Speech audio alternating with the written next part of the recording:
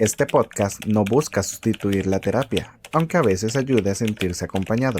No somos psicólogos, somos dos personas normales compartiendo experiencias, opiniones y lo que la vida nos ha ido enseñando, a veces a las malas. Si sientes que necesitas ayuda, comunícate con profesionales de la salud mental.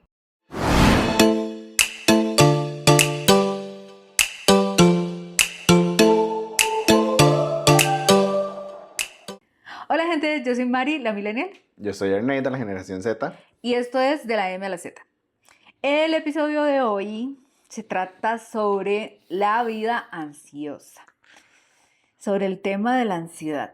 Vamos a ver, dicen que ahora hay una epidemia de ansiedad y creo que también es que antes no se hablaba de la ansiedad, que la gente lo sufría, pero no había como el término no estaba en la mesa, no era una palabra común y creo que muchas de esas emociones que tienen que ver con la ansiedad se normalizaban como estrés o como nervios o etcétera. Y también la salud mental era un tema que se tenía que manejar en privado, o sea, no era un tema que la gente hablara, conversara, de lo que se hablara todo el día, era un tabú que había alrededor de eso. Entonces la gente tenía ciertas sensaciones, emociones que simplemente guardaban silencio y seguían con su vida. Entonces, ¿era que realmente eran generaciones menos ansiosas o solamente había menos conversación? Mm, no, había menos conversación porque todo este tema de la ansiedad siempre ha existido, pero sí siento que antes no se hablaba tanto, tal vez por lo mismo que usted dice que era un tabú, era un tema ya de que si usted se sentía mal, revísese, ¿verdad? Porque el problema es suyo, ¿verdad? Entonces, siempre ha existido, pero sí era más tabú. Yo sí creo que existe más ahora. Y creo, bueno, ahí lo vamos a ver más adelante, pero creo que tiene que ver mucho con la parte de la vida moderna. ¿Por qué siento yo que ahora parece más presente? Número uno, redes sociales.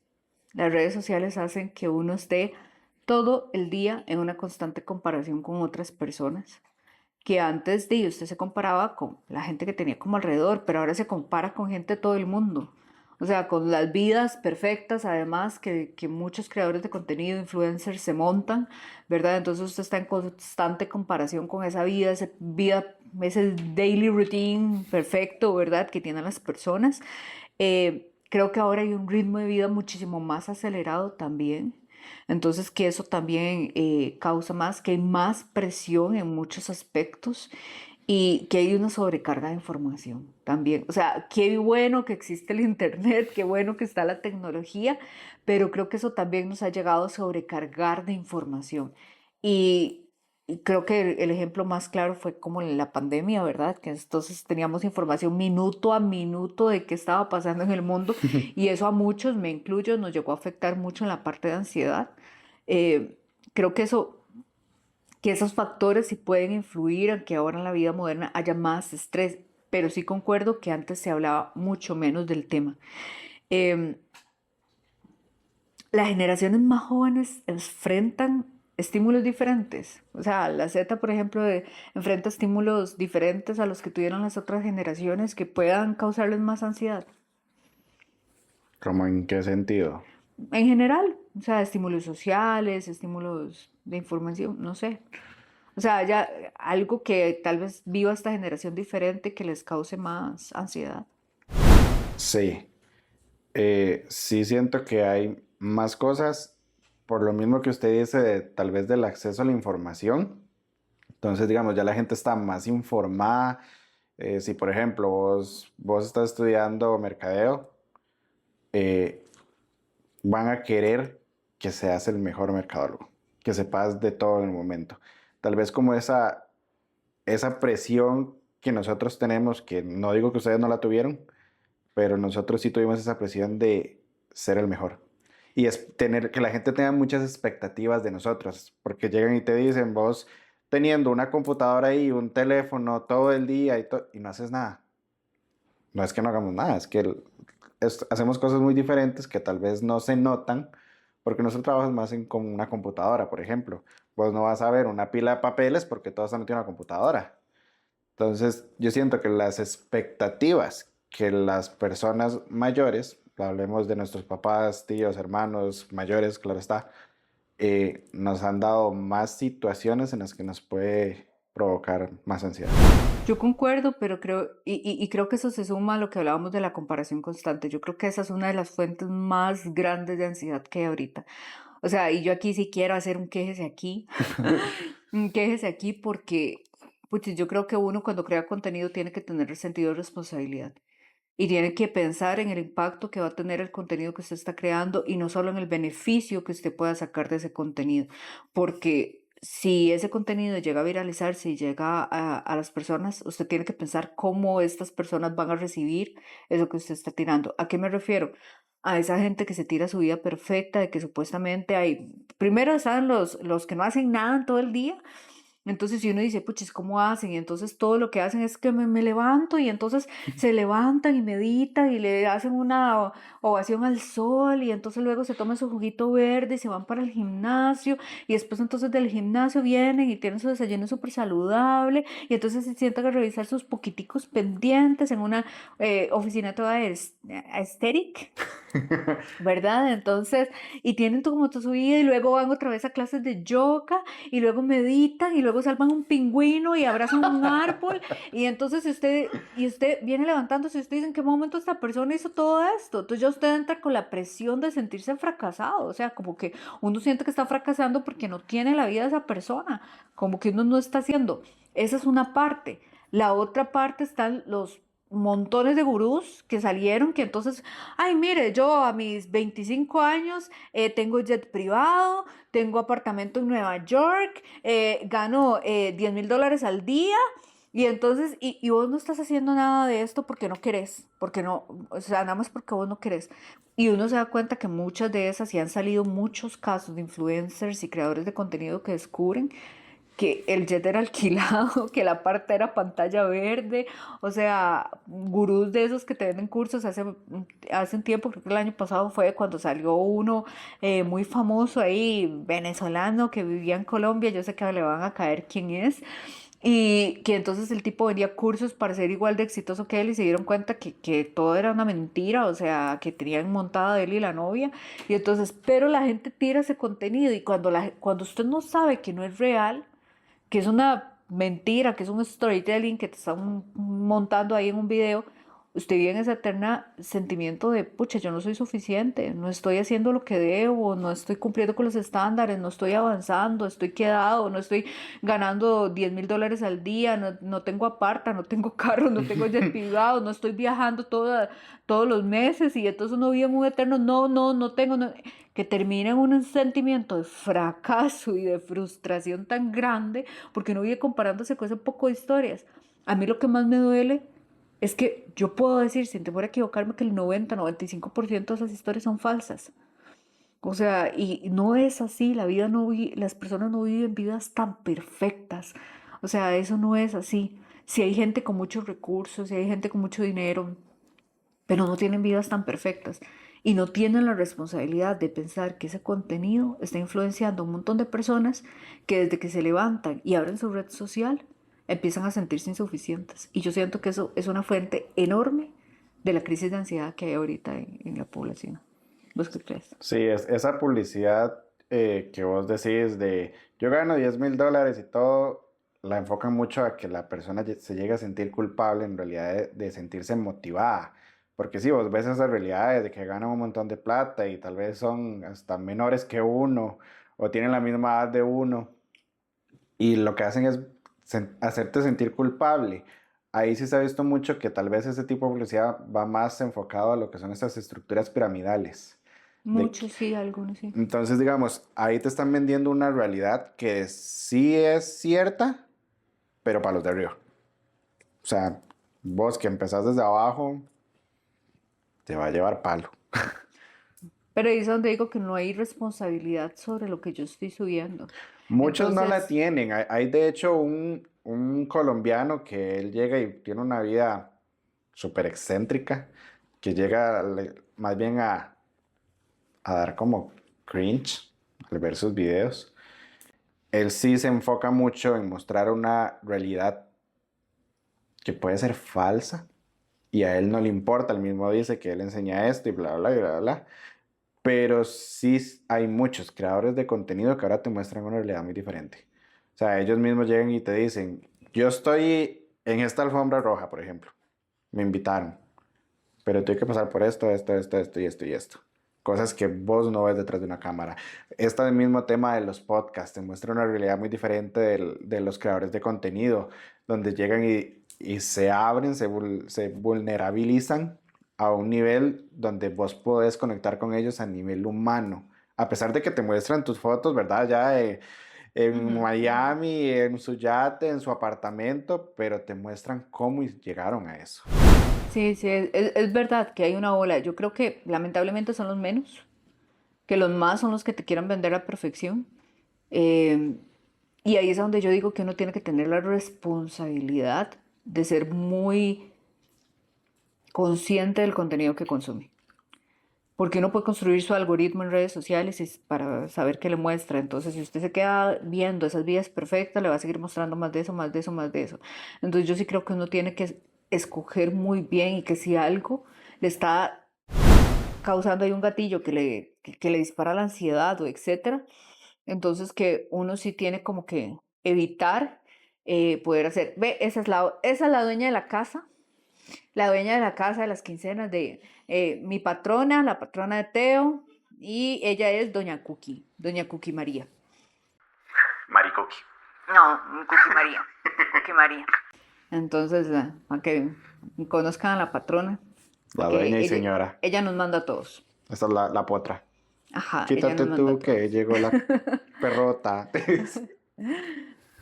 Sí, entonces, pero volviendo con el tema, yo sí creo que tenemos que tener una responsabilidad en el contenido que consumimos también y evitar aquello que nos cause ansiedad. O sea, si uno sabe que uno está viendo algo que lo hace sentir insuficiente, que lo hace sentir fracasado, etcétera, evitar ese tipo de contenidos, porque yo sí creo que las redes sociales se prestan mucho para que vivamos en esa eterna comparación, digamos, entre lo que hay. Ahora, lo otro interesante es el cambio cultural que hay alrededor del tema de la salud mental.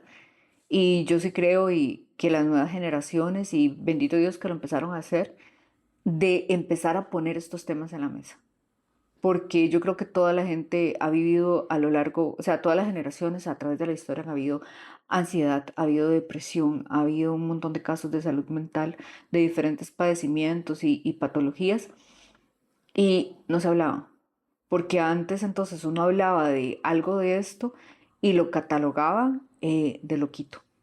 Entonces de que era como que uno estaba loquito o débil o etcétera. Yo tengo dos casos personales que voy a contar muy brevemente. El primero fue cuando yo fui diagnosticada con depresión. O sea, yo tenía como el sentimiento de que sí tenía depresión, pero no lo quería compartir porque yo pensaba que no me iban a entender, que me iban a decir, pero porque usted tiene depresión, o sea, y que en la casa no iban a entender. Yo tuve el privilegio, la verdad que fue un privilegio, que cuando yo lo conté, mi familia me apoyó y yo siempre tuve red de apoyo. Una de mis hermanas me acompañó al hospital a pedir ayuda. En mi casa siempre estuvieron como muy pendientes, me acompañaron y todo. Entonces, pero no es el caso de muchas personas. Yo tenía mucho miedo porque yo decía, es que van a decir que yo estoy loca.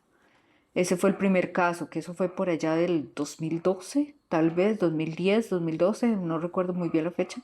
Y después de eso, un par de años después, empecé a tener ataques de ansiedad. Y eso fue peor, porque entonces yo el primer ataque de ansiedad fui a dar al hospital y me tuvieron que desconectar, me tuvieron que mandar al otro mundo, digamos, con un rato, ahí, digamos, con la pastillita azul, no la Viagra, no la Viagra, sino la pastillita, la diazepam. Fue la primera que pensé yo. ¿Qué es eso? Es que no la quería mencionar porque no sé si eso luego lo filtran. Porque yo estaba tan ansiosa que estaba al borde de un infarto. O sea, ya tenía la presión demasiado alta, no me la podían controlar y me tuvieron que hacer esto. Y a mí me daba vergüenza contarle a la gente lo que me estaba pasando. Porque yo decía, ¿cómo le explico a la gente que mi cerebro, mi mente, me está mandando al hospital? O sea, van a decir que yo estoy loca. Van a decir que yo no puedo manejar mi vida, que yo soy una persona incompetente, que soy incapaz. Y además no van a entender porque para la vista de muchas personas yo llevaba una vida buena, entonces, ¿por qué esta tuvo depresión y ahora tiene ansiedad y al rato lo que quiere es llamar la atención? Y yo no le contaba a nadie. Yo recuerdo que en ese tiempo yo tenía un blog en el que yo escribía, que estaba era la época en que estaban muy de moda muy los blogs, y ese blog mío, la verdad es que la gente lo apoyaba bastante. Y cuando yo escribí sobre mi ansiedad y confesé este episodio, un montón de gente me escribió, pero era un montón. O sea, yo creo que esa fue la entrada más leída y más comentada de todo el blog. Y yo dije, qué triste ver el montón de personas que estamos sufriendo en silencio. Claro, esto les estoy hablando que fue por allá del 2013, y ahora yo de verdad que me alegro mucho de que la gente pueda venir y hablar de su salud mental públicamente sin que tenga todos estos estigmas encima de ser considerado loco, incompetente, incapaz, débil y todas estas cosas que nosotros pensábamos antes. Ok, sí, yo creo que ese tabú sí existe y todavía sigue existiendo. Solo ¿Vos que, crees? sí, solo que, digamos, nosotros lo manejamos de una manera diferente. Porque, ¿a qué me refiero? Puede que nosotros sí llegamos a experimentar la ansiedad, la depresión y todo, pero no lo hablamos tal vez muy directamente desde nuestra experiencia, sino que lo enfocamos más al activismo. Entonces, digamos, empezamos a trabajar en beneficio de otros, pero al final del día es una herida nuestra, porque igual si no nos metemos en un tema que no conozcamos, que no experimentamos, no conozco ninguna persona que esté en un activismo de gordofobia, por ejemplo, que no haya sufrido de bullying por su gordura. Hay casos, obviamente, que la gente lo que hace es empatizar y desde ahí nace su activismo, pero sí siento que para nosotros todavía sigue siendo muy complicado hablar de estos temas por lo mismo, por qué dirá la gente, pero lo podemos enfocar más del lado del activismo. Pero, pero yo sí siento que, que no es tan tabú, porque ahora es muy común que la gente diga, es que yo voy a terapia. Y la gente, ah, qué bien, qué cool. Antes uno decía que iba a terapia y era como, está loca. Entonces, o sea, No, ahora el discurso es diferente había porque, como un estigma en decir que uno estaba en terapia. Ahora más bien es como súper normalizado decir estoy en terapia, y más bien es como, usted no va a terapia. O sea, yo sí siento que hay como mucha conversación alrededor de este tema, o sea, que hay mayor apertura y que más bien es como muy normal que uno venga y diga que está asistiendo a terapia. no, sí, es muy normal, pero el discurso cambió, porque antes era voy a terapia, vos estás loca. Ahora es voy a terapia, tenés plata. Sí, Yo he escuchado un montón de gente que vos le decís voy a terapia o la misma gente que llega y se sincera de es que estoy atendiendo esta herida de infancia y te dicen, le dices que usted tiene plata para ir a un psicólogo, yo tengo que pelear solo, tengo que ver qué hago. Entonces el bueno, discurso es el mismo, pero cambió. pero sí, sí concordamos en que hay más apertura a mencionarlo, o sea, ya no Sí, hay un estigma, que cuando uno dice que va a terapia ya no le digan, la gente no piensa ya que es que está loquito y le van a poner una camisa de fuerza. O no, sea, sí, ahora la gente siente que cualquiera puede ir a terapia, mientras no, tenga el recurso. es que ahí vamos Ajá, a por eso. eso. Pero o sea, ya no está el estigma negativo alrededor de la salud mental. Pues depende cómo lo veas, porque si vos me decís que yo voy a terapia porque tengo plata, Sí, pero ya no te dicen que vas a terapia porque estás loco, como era antes. Que eh, solo los locos iban a terapia. porque tengo plata para tirar para el techo, Por eso, cuando pero al antes final se no es decía verdad. que vos ibas a terapia porque estabas loco. Esa es la diferencia. O sea, que para mí es muy marcada y que ahora ya no se da. Ahora es como, yo voy a terapia y estoy esto, y la gente está como muy consciente más bien de toda su parte emocional, que antes no. Antes era como trague y aguántese y siga. Y que ahora la gente tiene la oportunidad de poder decirlo. Y sí, la terapia yo sí estoy de acuerdo que es un privilegio, que no todo el mundo tiene acceso lamentablemente, y que los sistemas de salud deberían de ser, tener programas más fuertes en la parte de salud mental, porque yo viví las dos cosas, el tratarme por la parte pública y el tratarme por la parte privada. Y por la parte pública me dieron la parte de medicación, pero nunca me dieron apoyo. Entonces, sí aplacaban una parte de la necesidad, porque obviamente en ese caso, que yo estaba en mi episodio depresivo, sí necesitaba la medicación, pero también era obvio que había llegado a tener depresión por alguna razón y esa razón nunca fue atacada en la parte pública. Yo también siento que es eso, o sea, que no hay recursos y no hay programas suficientes para poder atacar esta parte, digamos, que yo tuve que hacerla en la privada. Ahora, luego les vamos a compartir información, pero hay medios por los cuales uno puede tener acceso a apoyo psicológico de maneras más económicas de las que están. Hay universidades en Costa Rica que dan terapia a muy bajo costo. Tal vez la gente no lo sabe, pero por eso les vamos a compartir la información. También se puede llevar con especialistas de otros países donde normalmente es más económico. Yo estuve con una psicóloga inicialmente en México, o sea, mexicana, que ahora como se puede hacer terapia en línea, pues estoy con una psicóloga mexicana y mi psicóloga actual es de Colombia. Entonces, los precios, como ellos cobran tarifas a su país, son más económicos para un costarricense, digamos, de lo que deberían. Pero bueno, esas son otras opciones que ahí se las vamos a compartir para que las tengan, porque sí es cierto que no es un recurso accesible, No, no lamentablemente. es para todos. Sí, lamentablemente. Deberían haber más, pero bueno. Ahora, ¿consideras que hay un abuso del concepto? O sea, que ahora mucha gente utiliza la palabra ansiedad muy a la ligera, igual que la parte de depresión, que las usan muy a la ligera o las usan en lugar de otras emociones. Mm, sí se usa muy a la ligera porque sí se volvió como una frase muy normal. O sea, tal vez vos escuchas la canción y dices, ah, es que No, venga. esta canción me pone depre. O sea, entonces el término sí se utiliza muy a la ligera como para querer decir que la canción es triste. Creo que lamentablemente ese uso tan a la ligera le resta, eh, le resta credibilidad al padecimiento real. O sea que entonces ahora, porque ha costado mucho que las generaciones antes de nosotros entiendan la parte de ansiedad y depresión. Como digo, yo fui una privilegiada que tuve el apoyo de mi familia, pero conocí muchas personas de mi edad lidiando con los mismos temas mentales que su familia no los apoyaba. Y es súper complicado. Yo siempre voy a decir que el éxito de mi recuperación fue justamente saber que estaba mi familia ahí, que me apoyaban. Yo recuerdo que me daban ataques de ansiedad, a veces en la noche, y que mis hermanas hasta se acostaban conmigo a entretenerme, a tal vez ver tele, a ponerme a hacer algo mientras a mí me pasaba el ataque. Hay personas que han tenido que llevar los procesos completamente solos, pero cuando se empieza a usar el término tan a la ligera como, ay, sí, estoy depre, es que hoy estoy depre. Es que, ay, es que eso, yo no voy ahí porque me da ansiedad. O sea, tal vez te pueda dar un ataque de pánico en ciertas situaciones, pero eso es diferente. Entonces, siento que cuando la gente empieza a usarlo así como tan a la ligera, le resta credibilidad, porque entonces ahora hay otra gente, la gente que todavía no cree mucho en este tema, dice, no, es que ahora todos tienen depresión, no, es que ahora todos tienen ansiedad.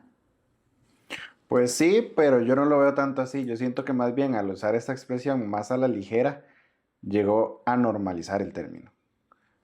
Porque sí, Pero yo siento que lo minimiza, porque no, a vos no te da depresión una canción.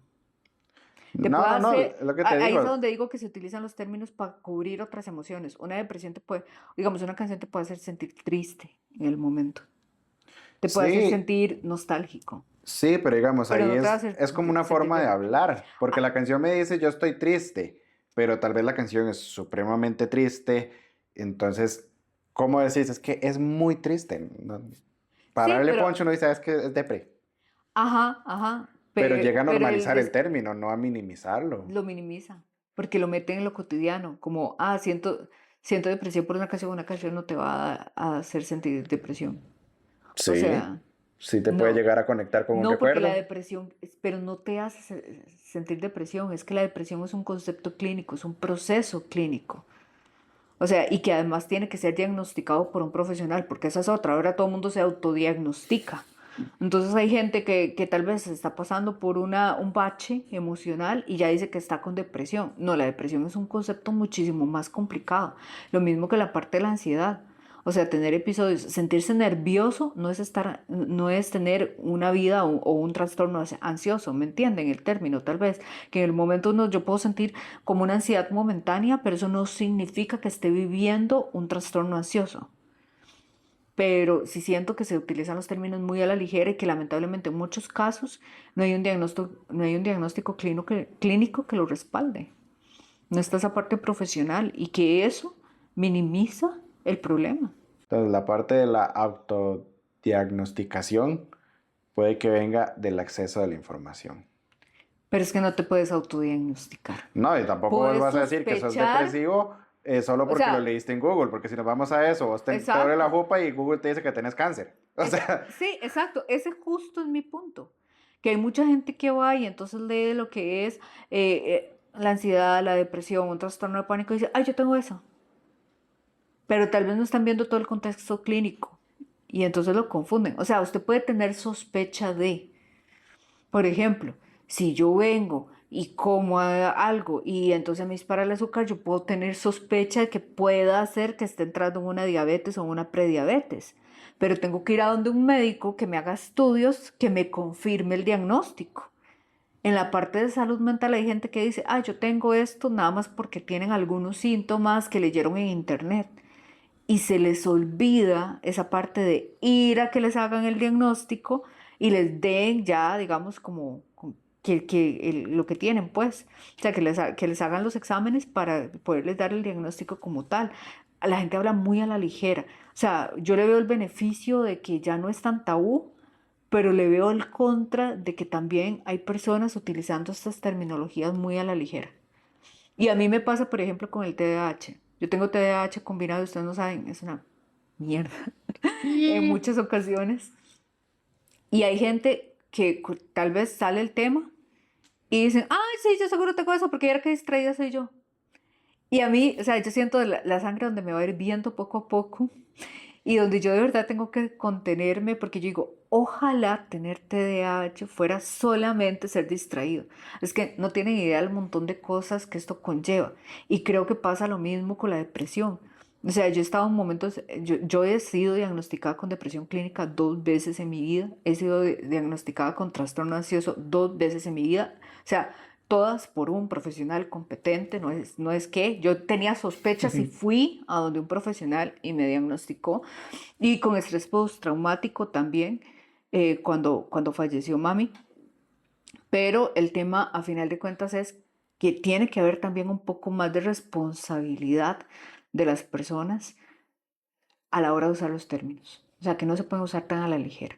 Que sí, que dicha que hay más acceso a la información, sí que dicha que el tema está en la mesa, que se puede conversar todos los días en una mesa cotidiana tomándose un café o una birra, pero que tiene que haber más responsabilidad en buscar un especialista, un médico competente que te pueda diagnosticar realmente. Porque a veces lo que puede ser solamente un bajón emocional ya se caracteriza con depresión y qué duro para las personas que de verdad están pasando depresión ver que se está tergiversando su situación. yo lo sigo viendo así, que más bien el utilizar ese término como para dar una idea también está ayudando un poco lo que es normalizar el término. Eliminar ese tabú de que vos no estás depresivo, es solo una mala racha. No, o sea, vos no conoces el trasfondo de esa persona, no puedes decir que es una mala racha, pero tampoco esa persona puede decir que está depresiva sin un diagnóstico clínico. Total. Entonces, yo siento que utilizar ese término así a la ligera, como dices, sí está mal y sí se necesita responsabilidad para hablar de ese tema, pero siento que ayuda mucho también a normalizar el tema. Ujú. Y yo, y aquí en la parte de las diferencias generacionales, ¿verdad? Que obviamente es de lo que se trata el podcast, yo sí creo, digamos que la generación Z tiene como mayor vocabulario emocional y que la generación Z sí nació con este tema normalizado. Los millennials vivimos y tuvimos que vivir esa transición o crecimos con esa transición en empezar a abrir el foro de conversación y que ustedes ya tenían el foro abierto, entonces que ustedes sí obviamente son más conscientes de la parte emocional de lo que somos nosotros, porque nosotros tuvimos que empezar a poner el tema en la mesa. Sí, yo creo que lo de nosotros viene como lo hablamos al principio, el tema de las expectativas que tienen de uno. Si es más normal llegar y decir, ma, esto me da ansiedad, ma, me estresa, esto me pone triste. Si es más abierto, pero sí hay más cosas por todo el tema de las expectativas que tienen de nosotros. Y usted, entonces, ¿consideras que la generación Z está más vulnerable emocionalmente? Sí, porque desde pequeños, desde en tu casa, desde programas de televisión, libros, muchos desde muy temprana edad te están diciendo qué tenés que hacer, qué es lo que vas a hacer, qué es lo que esperan de vos. Entonces siento que desde más temprana edad hay más carga sobre nosotros. Yo también siento que están más vulnerables por lo que hablábamos en un episodio anterior, de que ustedes tienen menos estrategias o menos herramientas para manejar emociones como la frustración, el fracaso, el rechazo, la crítica, la presión, y que al tener ustedes menos herramientas para poder manejar este tipo de cosas, son más propensos a verse afectados emocionalmente que yo sí siento por ese tema que son más vulnerables que nosotros a Sí, la parte además de que emocional. tenemos más medios por donde puede llegar la información. Porque vos subís una foto en redes y alguien te va a criticar. O sea, alguien te va a decir algo. Entonces, además de que ya están las expectativas que tienen de vos, tras de eso vos no puedes subir una foto porque ya te están criticando por algo. Sí, yo creo que ustedes no tienen coraza para manejar, para protegerse de esas cosas. Sí hay coraza, pero tal vez el tamaño es mayor. Es menor, más bien, más No, delgadita. Yo siento que la coraza de ustedes es más delgadita y entonces los protege menos de ese tipo de comentarios. no, yo siento que es que hay más comentarios. Puede ser también, Entonces, puede ser. puede que sea la misma coraza la que tengamos las dos generaciones, pero hay más críticas hacia nosotros que las que habían para ustedes, o hay para ustedes. Ok. Y bueno, ya para ir cerrando, lo que me gustaría es como hablar un poquito de las estrategias para manejar el tema de la ansiedad, darles algunas ideas. Bueno, obviamente lo ideal, obviamente es ir a terapia, definitivamente. Como les digo, les vamos a compartir como estos medios más accesibles para poder ir. Lo otro que yo siento que ayudaría mucho es, aquí sí odio el término, que lo leo muchas veces y lo odio mucho, pero creo que sí ayuda en casos así, es el detox, el detox digital, el despegarse un poco de las redes sociales, porque yo siento que eso sí dispara totalmente. El scrollear redes sociales genera dopamina barata en el cerebro y entonces uno está constantemente buscando esa dopamina barata y entonces hay que buscar otras cosas. No digo que el ejercicio sea la santa solución, pero sí creo que a veces en muchos entornos uno se siente tal vez estresado, que ese es otro término, no lo conversamos, pero es otro término que se confunde mucho con la ansiedad, la parte del estrés, y que el ejercicio se ayuda como mucho a canalizar como emociones y todo. Y sí hay estudios que respaldan porque se liberan sustancias que ayudan con el equilibrio cerebral y un montón de cosas. Creo que otra cosa que ayuda es, y en esto sí tienen ventaja los generación Z para mí, y es el aprender a poner límites. El aprender a poner límites en muchas situaciones y yo siento que los Zetas sí tienen más ventaja, son una generación que sabe mejor poner límites que nosotros los millennials y definitivamente gente conversarlo, porque yo creo que no hay nada que ayuda más a salir de un episodio de salud mental, sea el que sea, que el poder contar con una red de apoyo. Hacerlo solo es muy duro, o sea, muy duro. Y poder contar con una red de apoyo, con gente que te ayude, con gente a la que vos puedas acudir cuando estás, ojalá en un episodio ansioso, sí, sí te va a ayudar mucho. No sé si tienes otra. No, digamos, en mi caso lo que les puedo decir es que sí, ya vimos que la terapia hoy en día lastimosamente es un privilegio que no todos pueden acceder, pero aún así hay herramientas bajo costo e inclusive hay cosas gratis que te pueden ayudar en cualquier situación que vos tengas. No te autodiagnostiques, porque sí es muy diferente tratar un tema de salud mental a lo que leí en internet, a lo que te puede decir un profesional. Obviamente los tratamientos, puede que un tratamiento que vos veas en Google sí esté certificado por un profesional, pero puede que ese tratamiento no sea para vos, porque tras de eso todos los casos son muy diferentes. Entonces, busca apoyo, con gente que tal vez esté pasando por las mismas experiencias o que haya experimentado un trastorno mental, pero no tomes igual esa palabra como santa palabra, porque tu caso es muy diferente al de esa otra persona. Si tenés la posibilidad de buscar ayuda en un profesional, un psicólogo, cualquiera poder ir a terapia, vayan primero. Y bueno, nada más ya para cerrar, creo que el reto es encontrar ese punto medio entre ignorar el tema, que era lo que pasaba antes, a sobrediagnosticarlo y sobredimensionarlo, que es lo que siento que pasa ahora en algunas ocasiones. Entonces creo que tenemos ese reto también como personas y a veces uno lo hace muy inconsciente venir a decir, ay, es que hoy ando de depre y no sabe, digamos, tal vez el peso que esas palabras tienen si las dices cerca de una persona que ojalá esté pasando por un episodio de depresión. Entonces, sí creo que el reto para todos nosotros es seguir poniendo el tema en la mesa, porque definitivamente cada día, o sea, la salud mental es una epidemia, es lo que nos quedó además después del COVID-19, hay una epidemia grande de salud mental, pero también el evitar sobredimensionar o maldiagnosticar otra emoción que podemos estar sintiendo, como la tristeza, como la nostalgia, como la ira, como el enojo o incluso el estrés también. Recordemos que todos somos influencers, ya sea con mayor o menor audiencia, pero todos influimos en la vida de alguien, entonces tengamos la responsabilidad de usar los términos correctamente y no tan a la ligera como se pueden llegar a usar. Y bueno, ¿ustedes qué creen? ¿Qué creen? Nos gustaría mucho leerlos en comentarios, que nos contaran qué opinan de este tema de la salud mental, si creen que sí se ha abusado de los temas o si más bien ese abuso o esa sobreexposición de los temas ayuda mucho a que esto llegue a ser un día definitivamente un tema normalizado y ya nunca más vuelva a ser un tabú en ningún lugar. ¿Qué opinan? Déjenoslos en comentarios. Nos vemos en el próximo episodio. Bye bye.